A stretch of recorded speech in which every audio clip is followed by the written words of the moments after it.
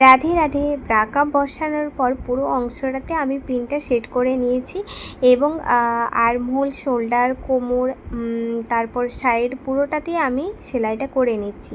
যেহেতু এখানে এক্সট্রাভাবে লাইলিন দেওয়া হয়েছিল ব্রাকা বসানোর জন্য, সেহেতু ওই লাইলিনটা তো ব্লাউজের সাথে সেলাই করা হয়নি, তার জন্য আমি একদম ব্রাকা বসানোর পরে ওই অংশটা সেলাই করে নিলাম।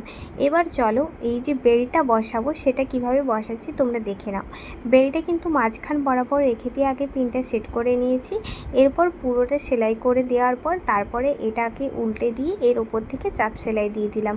তো এই ব্লাউজের আর একটু কাজ বাকি আছে, যেটা আমি পরের ব্লগে তোমাদের সাথে শেয়ার করব।